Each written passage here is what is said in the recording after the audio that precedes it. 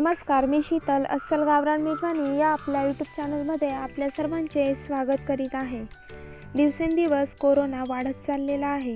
Corona न होण्यासाठी काहीतरी प्राथमिक उपचार प्रत्येकाने केले पाहिजे।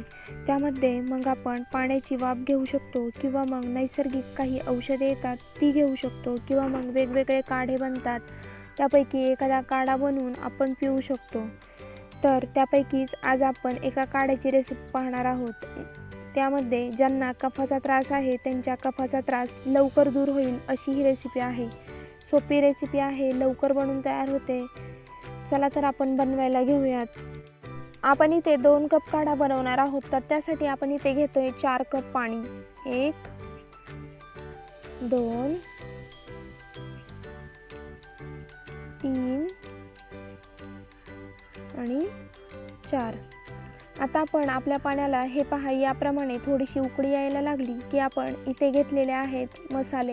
त्यामध्ये आपण इथे घेतलेली आहे दालचिनी। दालचिनी ही कफासाठी खूपच चांगली असते। त्यासोबत आपण इथे घेतलेली आहेत काही पुदिन्याची पाने व आपण इथे घेतलेला आहे एक छोटा आल्याचा तुकडा। आलं देखील खूप महत्त्वाचं आहे, तर आपण इथे घेतलेला आहे आलं, पुदिना व दालचिनी। कफासाठी खूप चांगली आहे। त्यासोबत आपण इथे घेतलेले आहे 2 विलायच्या आणि त्याचे जे पुढचे तोंड आहे ते तोंड थोडेसे ओपन केलेले आहे। त्यासोबत आपण इथे घेतलेला आहे 6 लवंगा व 6 काळी मिरी। तर आता आपण हे काय करणार आहोत, एक एक करून जे पाणी आपलं थोडंसं उकळलेलं आहे त्यामध्ये घालून घेणार आहोत।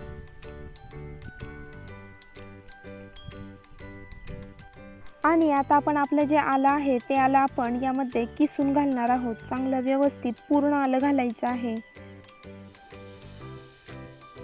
आता आपण आपल्या काढ्याला एक खळखळून उकळी येऊन देणार आहोत आणि याप्रमाणे जेव्हा उकळी येईल तेव्हा आपण व्यवस्थित काढा पकडीच्या साहाय्याने मिक्स करून घेणार आहोत व 20 ते 25 मिनिट आता आपण आपला हा जो काढा आहे तो मंद गॅसवर व्यवस्थित होऊन देणार आहोत। म्हणजे आपला जो काढा आहे तो काढा जवळजवळ अर्धा झाला पाहिजे।